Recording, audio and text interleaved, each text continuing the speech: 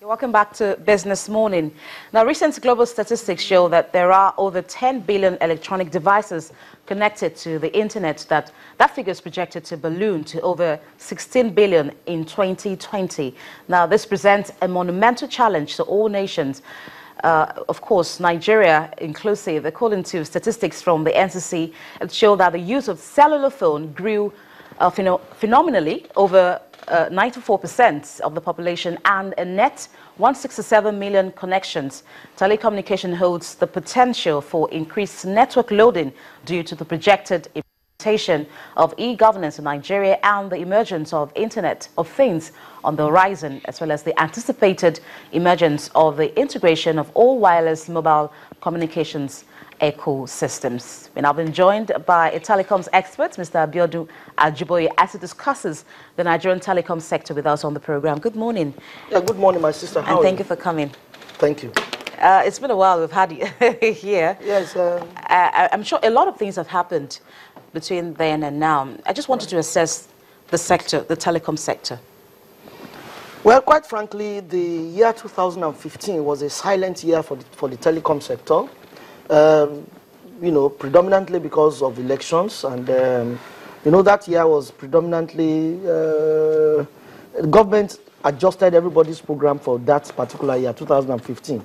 The telecom sector was not an exception, and of course, the insurgents in the northeast had a great toll on the sector because infrastructure within that sector had been terribly, destroyed to the extent that telecom is actually in serious comatose within that region of Nigeria in the last 3-4 years. So all of that, and again, if the government is not, if there is no stable government, there cannot be stable sectoral activity.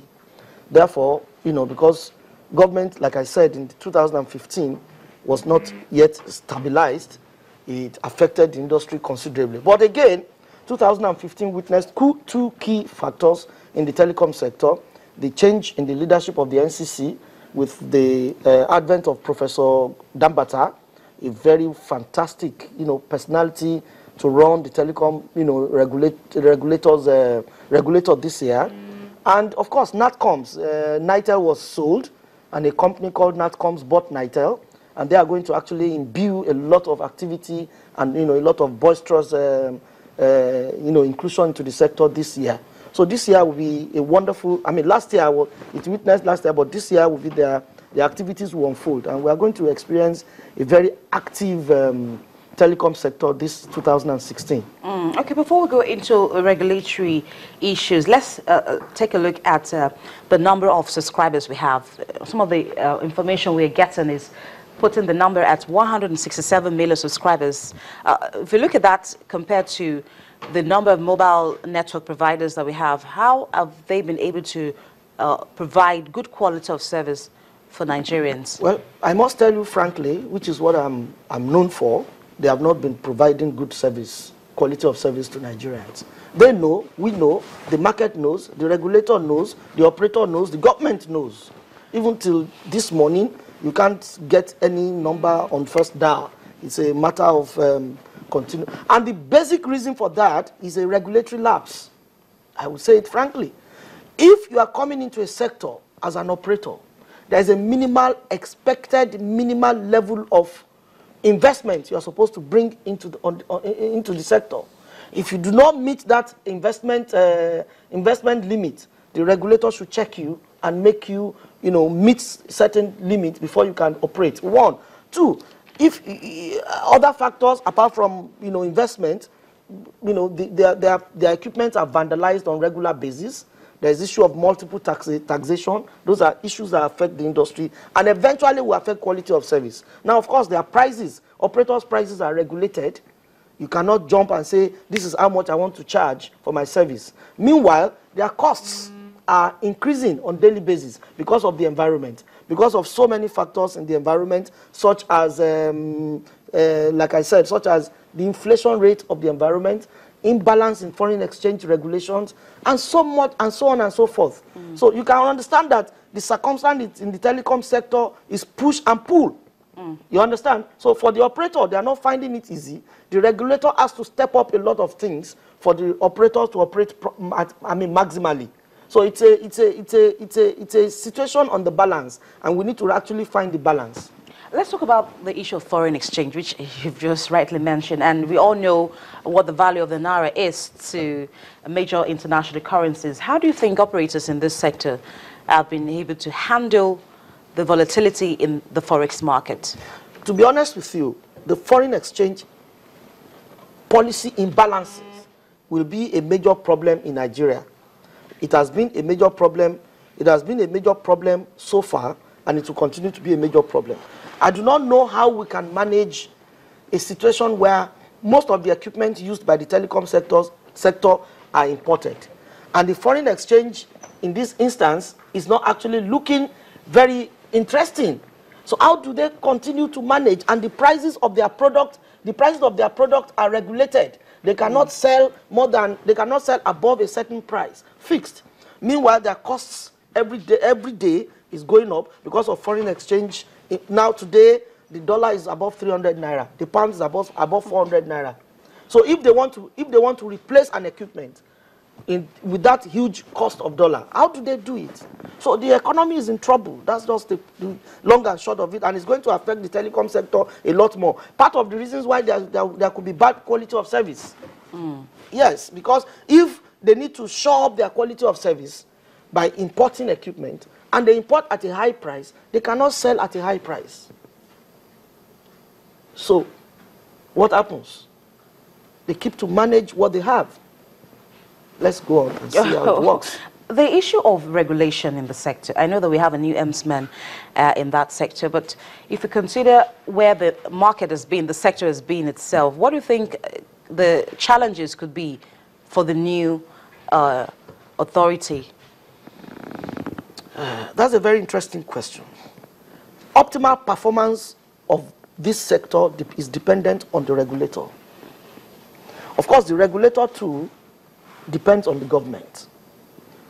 The stakeholders' equation in the telecom sector is government on one hand, regulator on another hand, operator here, consumer. The four people make the stakeholders' equation.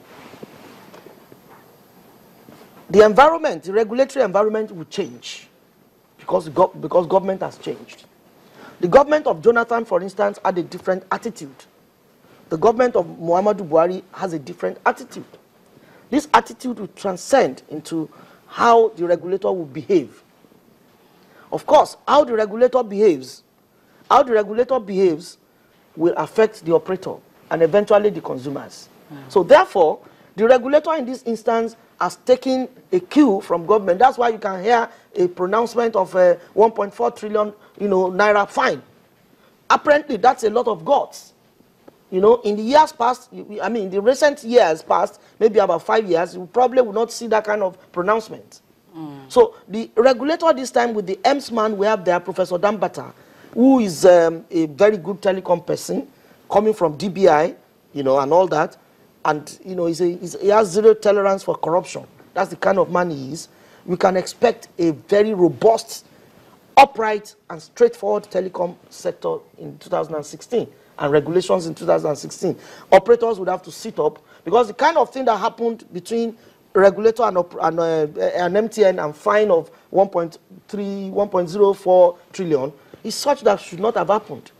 You understand? Because if the regulator gives an operator 1 year to deregister, SIM cards, SIMs that are not registered, deregister them, delete them from and the operator foot drags for 1 year, and the slam a fine is expected. Okay, let's talk about technology because our time is running out, and we all know that at this point in time, the quality of service is linked to the kind of technology that has been deployed in the telecom sector. But how have we upgraded what we've had before, based on the fact of the issue of 1G, 2G, 3G, and 4G mobile communication technologies are in use? How do you think we've been able to upgrade, and what level should we upgrade to at this point? Let me tell you the truth. The Nigerian telecom sector is among the best in the world. The theory of third world economy not having the best does not affect the telecom sector. In fact, as of 2 years ago, it was the fastest growing sector in the world. Nigeria Telecom was the fastest growing in the world. So there is no G, whether you call it 2G, 3G, 4G, 5G, that is not available in Nigeria. Some will soon launch, some operators will soon launch on 4G. Any G you want to talk about is up. But the truth of the matter is that are the operators growing in terms of equipment to match the dynamic, change, global change, and global upgrade in technology of telecom? Are they? Now, it's not even only the question of are they. Do they require to? Is the environment sophisticated enough to accommodate them upgrading? Do they have the required investment to upgrade at that level? Is the telecom environment, like I said, both regulatory and consumer environment, is it conducive for their upgrade at the rate the world is going? In terms of electricity supply, a lot of issues. So therefore, it's only reasonable if it is 2.5G that is reasonable to the environment. Some operators will stay at 2.5G and their voice will be clear. Now, don't forget that even as we speak, Nigeria has not optimally, utilized the broadband technology. We are not fully on broadband. To get on internet is a lot of issues. You buy gigabyte and all that. Small gigabyte cannot give you all you need to download, because overall the environment needs a lot of things that are not there. So they need to invest more in infrastructure. There's a lot more investment required. A lot more required in terms of infrastructure for them to meet up with the required level of sophistication that the industry requires. So based on all that you said, how do you think the sector will play out this year? It will be interesting because the regulator has firmed up. The operator will sit up. Government is interested in making a lot of money from all the sectors. Telecom is one sector that can generate quite a lot of money. So you can understand the scenario, what 2016 will be. The operators will be under pressure to perform well. Regulators will be under pressure to regulate well. Government will be under pressure to generate income from them. Consumers will be under pressure to expect best of service. So there's pressure across board, and everybody is under pressure in 2016. Let's see whether we will not be pressured out of existence. We pray not. We hope not. Thank you, Mr. Abiodun Ajiboye. Mr. Abiodun Ajiboye is a telecoms expert, and we've been discussing about the developments in the industry. And that's a wrap on Business Morning. Thank you so much for watching. We do hope to see you same time tomorrow. I am Bolaji Akinwale. Bye-bye.